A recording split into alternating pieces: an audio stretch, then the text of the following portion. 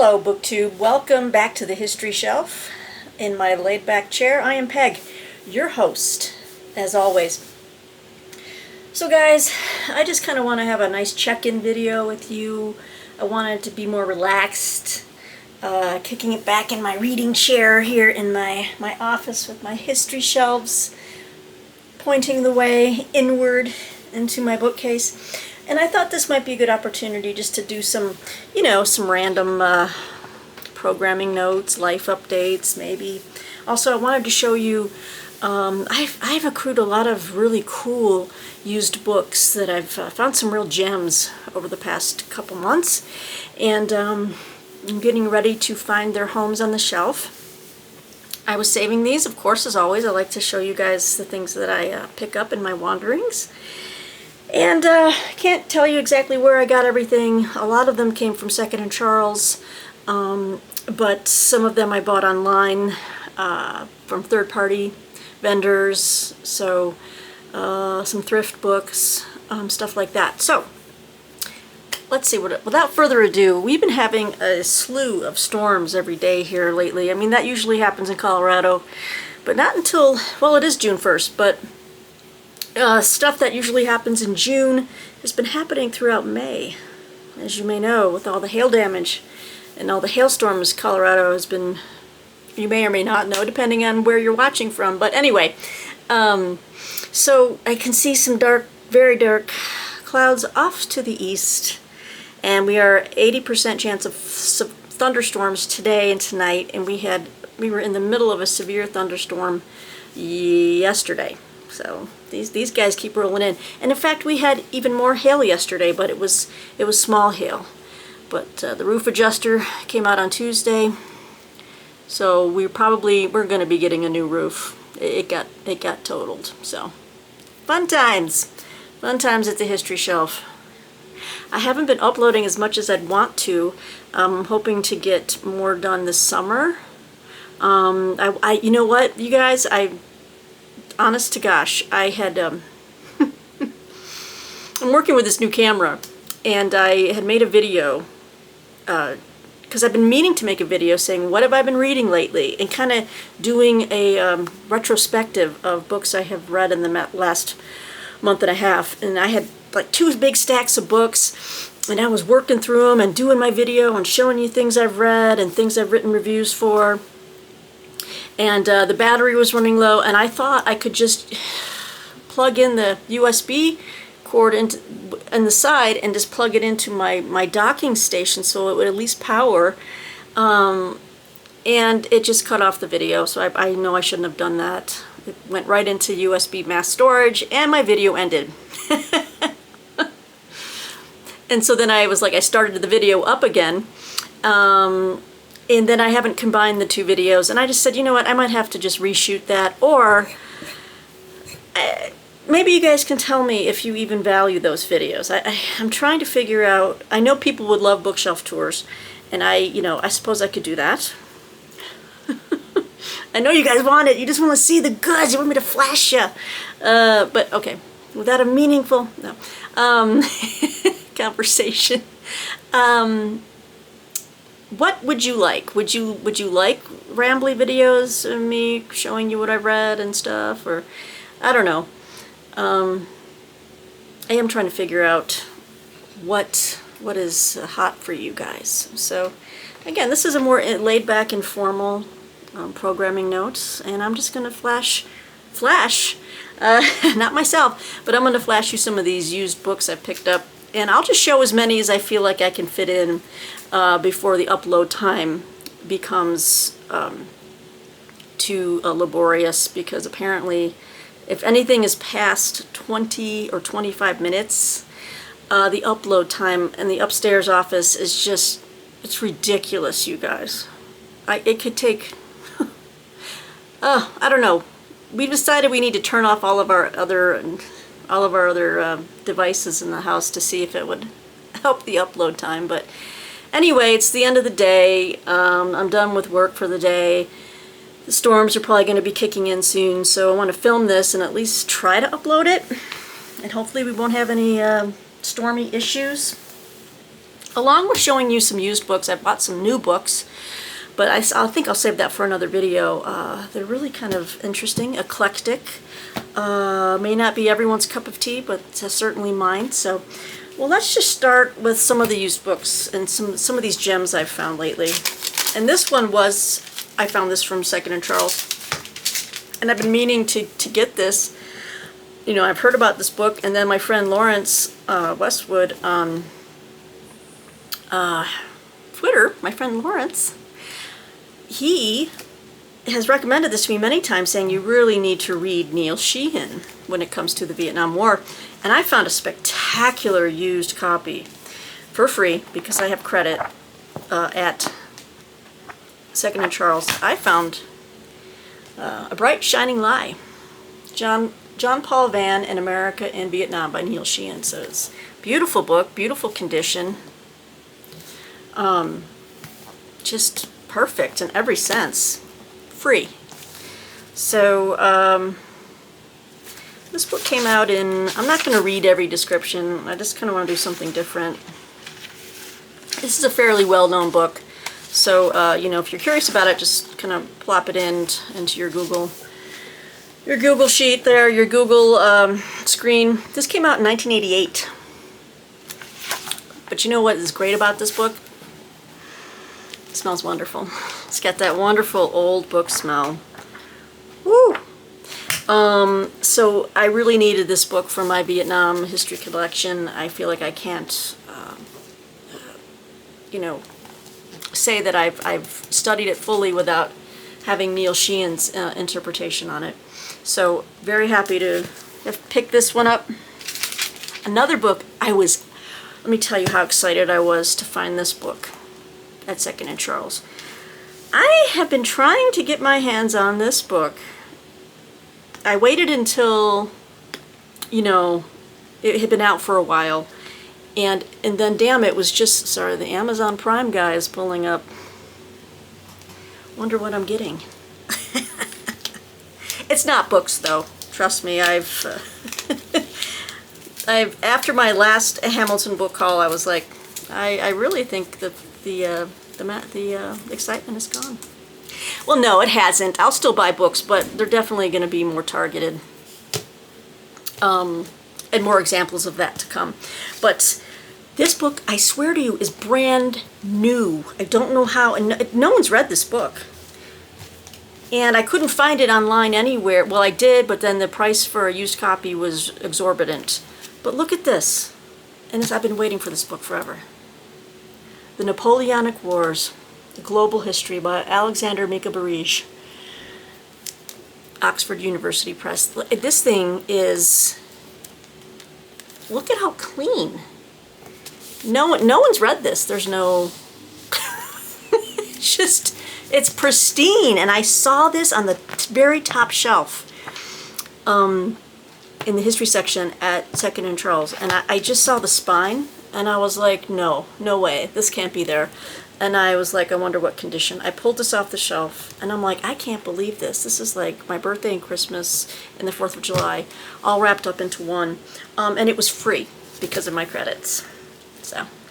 So happy to have this global history of the Napoleonic Wars. It went out of print for a while, and then you had to look for it used, and then it's not out in paperback, and so, or at least not yet. I'm super excited. Again, the Napoleonic Wars are another area that I haven't really tapped into yet, that I want to learn more about. You know, I've been on this earth almost, well, I'm not going to tell you how old I am. Some of you can guess, but it still amazes me for all the reading that I've done, and I think I know a lot about history and a lot of different places and times and stuff, but there's so much more. There's so much that I still have not read about or learned as much as I want to about it. So, yeah. So this is just a great find, and this will go along with some of my other, probably like my Andrew Roberts biography of Napoleon. And even Andrew Roberts blurbs it on the front and says calls it a true masterpiece. It's a big ass book. It is like 936 pages. But man, I got it for free, you guys. What? Ooh. Oh gosh, I can't believe I haven't shown this yet. Okay guys, so this one, Bill Rutenberg. Bill, I'm looking at you. I think you'd be happy to see this. I found this, I think I ordered it via, Amazon third party. So it was a used book, but it's in beautiful condition. I paid a little bit for it, maybe 10, 15 bucks. Probably 15, I think. Bill Rutenberg and I had done a buddy read on Catastrophe 1914 by Max Hastings, and we did a buddy read for just that first year of World War I, and we loved it.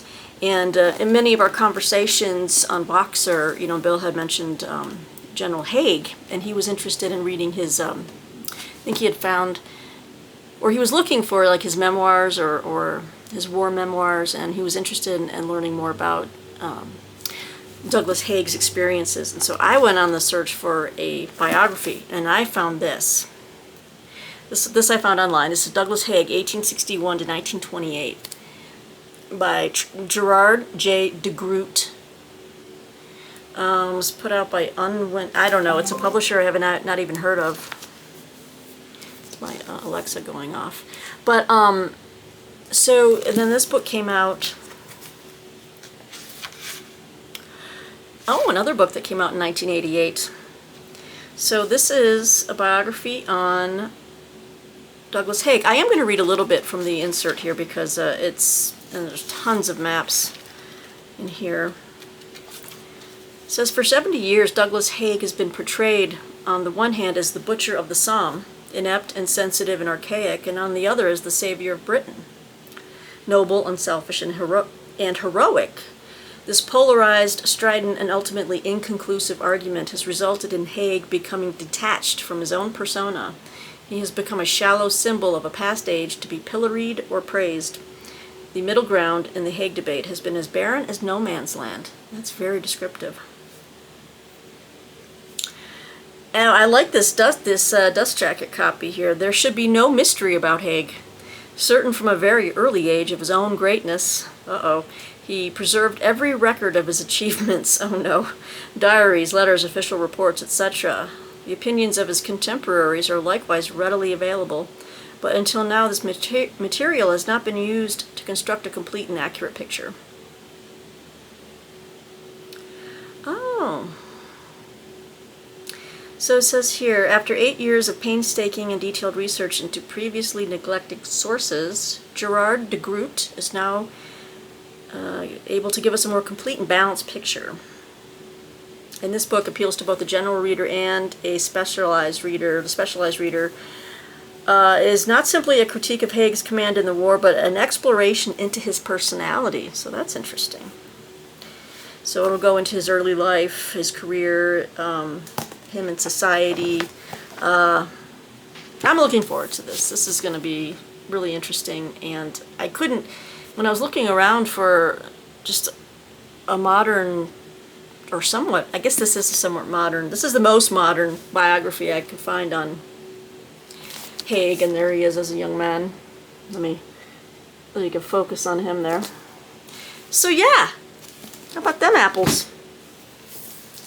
Ooh, right. This is a book I picked up used at Second and Charles. This is an ex-library copy.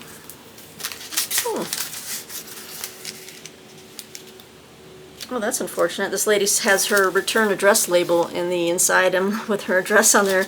Not going to show that, but don't worry. Don't worry, Helen. Your secret's safe with me here. I had seen this a few times in Second and Charles, and I walked by it, but this time I was like, you know what? He's a well-known author or historian, and I haven't read him yet. And I'm curious. It's called The Great Shame and the Triumph of the Irish in the English-Speaking World. It's another big book. As you can tell, I'm drawn to these big books. As you can see, it still has like the library coating on it and the Mylar cover, but I'll keep it. Who doesn't like a Mylar cover for protection? And as you know, my partner's Irish, and I'm always trying to learn more about the Irish history and the Irish experience. So, yeah, Thomas Connelly, he was the author of Schindler's List. Okay. So this is an astonishing monumental work telling the full story of the Irish diaspora. Let's see. Well, okay, so he's not a historian. Connelly is... No. Okay, he's a novelist, but...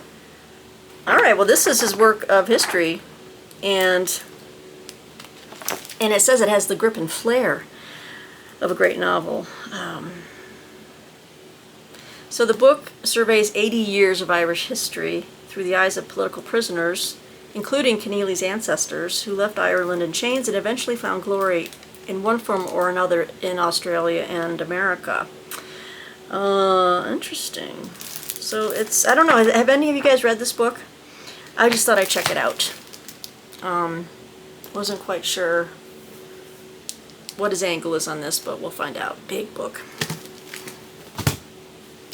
And the next book I picked up, where did I find it? I looked for this online because I had seen Bill Rutenberg. Again, we're coming back to Bill. Bill's an influence on me. Bill is an influencer. He had a hard copy of this book, which I remember reading when I was little. When I say little, I was probably my early teens. I don't remember much about the plot and all this kind of stuff, but I remember the cover, and it was a big, thick paperback. And either Bill had the paperback or the hardcover. Anyway, I think he had the paperback. So I got nostalgic, and I'm like, I'm going to find a copy because I really enjoyed it, and it was another one of those things that turned me on to history, American Civil War history. But this is a massive novel. Thank you, Bill, for, you know, I got the bug to find this book, and I did. I found Freedom, a novel of Abraham Lincoln and the Civil War by William Sapphire, and this is the Doubleday hardcover edition that I was able to find online. Really cool map. I mean, you know, the front pages here, and pages, I guess. So yeah, maybe it'll come back to me as I start reading the ooh, there's my guy. Book 4, my dude. Yeah. It might come back to me as I start reading it, but I think once I start reading it, I won't be able to stop. This is one of the first novels, along with The Killer Angels, thank you, by Michael Shara, that really just took my interest in the Civil War to the stratosphere. It just rocketed up. So I was really happy to find Freedom. Yes. All right. So this book I paid a little bit for, I'm not going to lie, and I'm trying to get the companion, I call it the companion book, but this is more about the world's like greatest philosophers, right? And I found the book I still need is, I saw it on Amy's Dusty Bookshelf ages ago, and she was reading a biography of Hegel. And so I've been trying to get that copy. It's so expensive. And then I also want to learn about Kant. And then I found this, and I just found that the price was as right as it was going to get. So I plunked down the money, and I got Kant, a biography by Manfred Kuhn. This is from Cambridge University Press. So I got it in paperback form. The Hegel one is like a dark maroon cover, but they're very similar, and very, you know, the bold type up here, the portrait. So I kind of want to learn more about these two. I want to understand them more, and because a lot of the other things I read reference, and a lot of the podcasts I listen to, they reference Kant and Hegel all the time. So I kind of want to get my arms around them. If it's possible, philosophy sometimes eludes me. Some of the more advanced stuff that I've come across eludes me completely. But a biography, you know. Oh, I apologize. I am so sorry. There's just dust in the air, and Daisy's over there in the bed sleeping. She's like, could you stop? I'm trying to sleep. Do you see that? Yes. I apologize for the books lined up at the closet door. Those are those are books some of them I've already filmed. I just I'm shelving things as I go, and I haven't gotten to those yet. but they're going up. I just haven't had a lot of time. I've been working, moving from one thing to the next, but they will be going up. I'm taking a week off for my birthday at the end of this month, and so my goal is to get everything up and done with, and then I'll feel really good. So I got Kant, a biography. The first full-length biography in more than 50 years of Immanuel Kant. Okay, so I'll let you know when I find the Hegel to go with this, but there's those. Where are we at? We're at 20 minutes, guys. Should I try to squeeze in a few more? Yes. The answer is yes. Okay. Ooh. I'm still trying to get the sticker off the front of this. It's really not working too well. I ordered this, I think, on Thrift Books. Learned about this guy. I've been wanting to read this, I think he's Yugoslavian. Yes. This is Conversations with Stalin by Milovan Djilas. Little slim volume. I learned about him through a book I read, and I was telling myself to remember the name before I talked about this, but oh, it was about an American woman, or a journalist, who helped smuggled his writings. He was, Milovan Djilas was he was the vice president of Yugoslavia and one of Tito's 3 highest aides, right? Yeah, so, but then he became disillusioned with communism, and he eventually started writing things, and he met this American journalist who was like, I can try to smuggle these writings out for you and get them out into the American press. It was a fantastic book. When I remember it, I'll try to update the description box below, but anyway, these are his conversations. Look at this.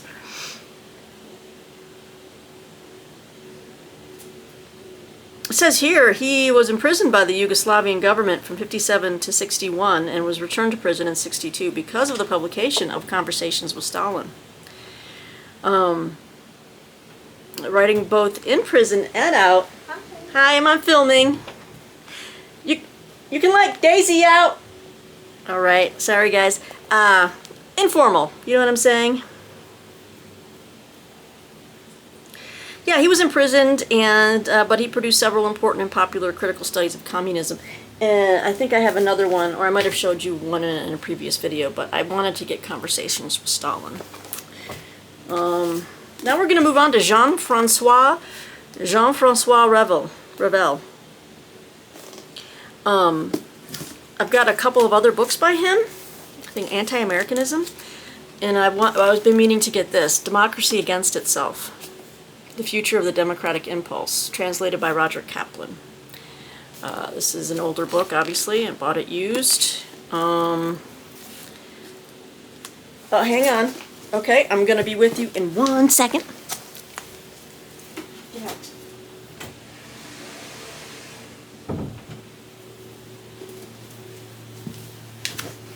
Hi, guys. Wow, this is freeform over here. I had to let Daisy out the room. So, I mean, Jean-Francois Revel, here's our author. Okay. So, this is the Francis Fukuyama gave praise for this book. He says, in the early 80s, Jean-Francois Revel issued a timely warning about the fecklessness with which the West was responding to the threat that then existed to democracy. Democracy triumphed by the end of the decade in some small measure because his warning was heeded. In Democracy Against Itself, Revel is back to remind us of the continuing fragility of democracy and warns us against a new complacency. This is dated, but I just turned the page. I got the Willy Wonka golden ticket here on the front.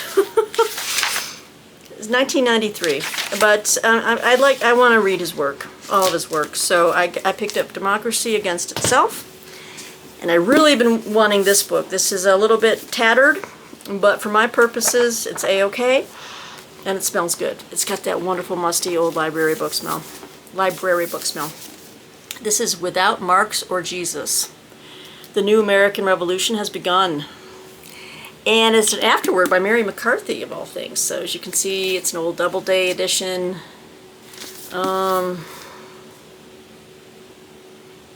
It says here, here's the book that stirred up, okay, what year did it come out? 25 minutes, we'll wrap up here shortly, kids.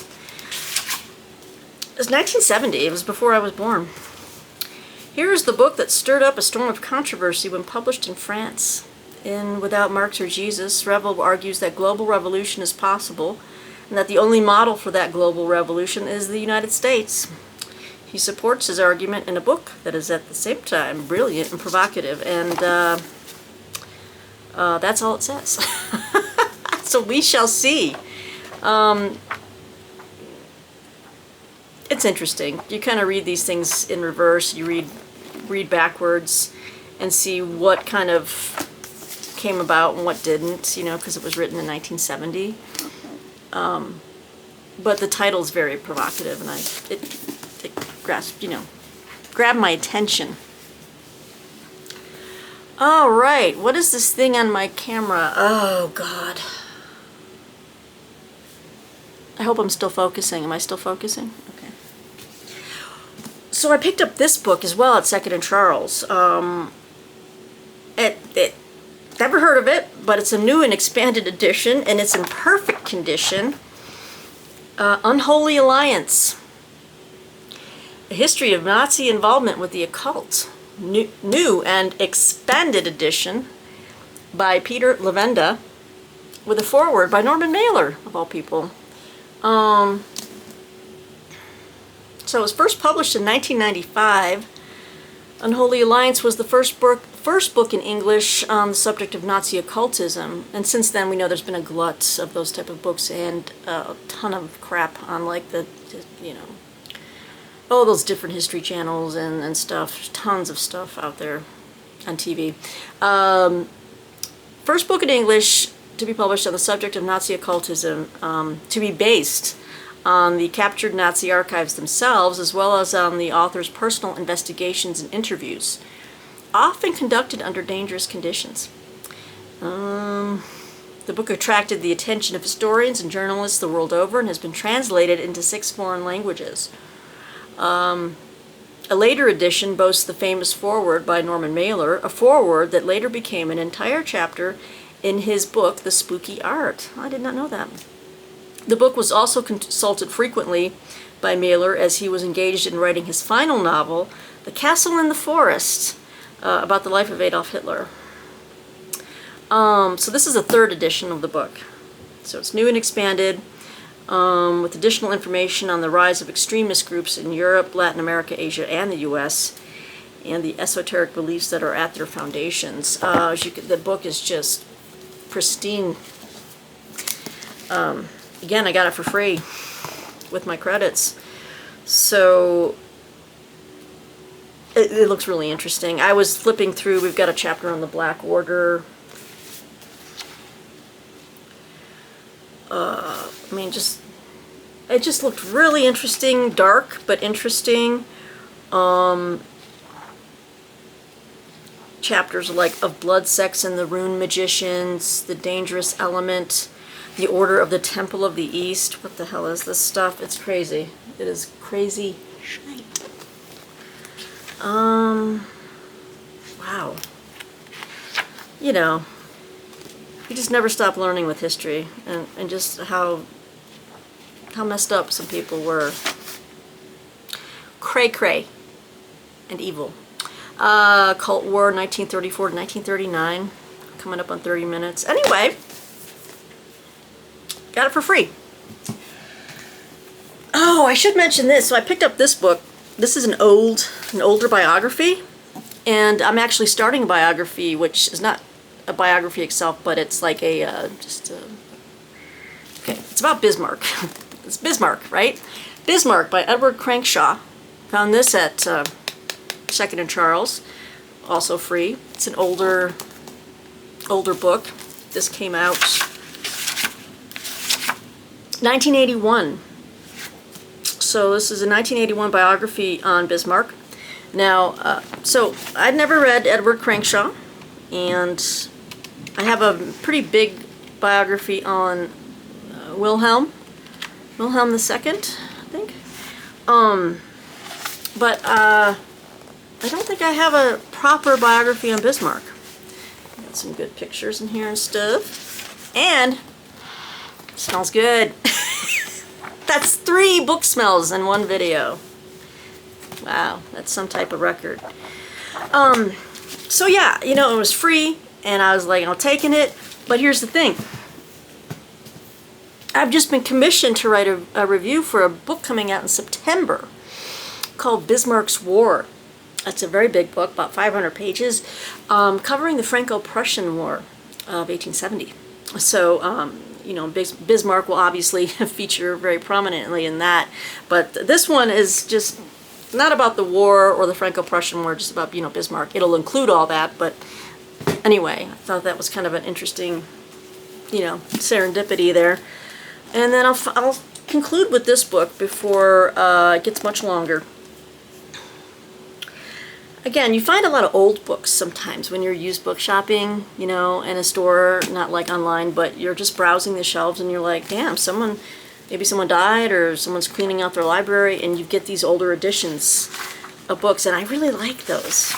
They remind me of when I was growing up and books looked like this. This came out in 1985, and as you know, I have a keen interest in all things Russian history, sometimes Soviet Union too, but I've just been fascinated by Russia all my life. So I found this, Russia, The Roots of Confrontation by Robert V. Daniels.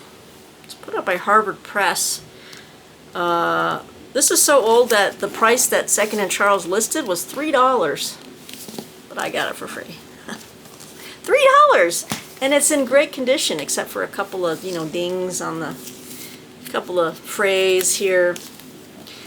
Pages are clean, no writing, no underlining, nothing. It's just pristine.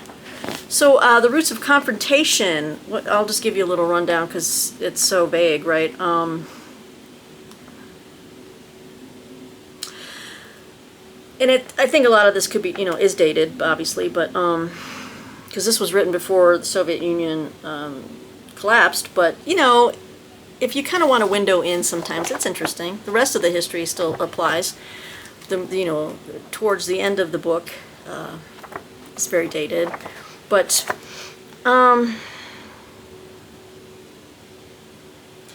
what I found interesting about this book is that it says here, the book springs from the thesis that Russia's national character and its international relations can be understood only in light of the traumas and triumphs, privation and privileges that the country has weathered in its unique past under the Tsars and the Soviets.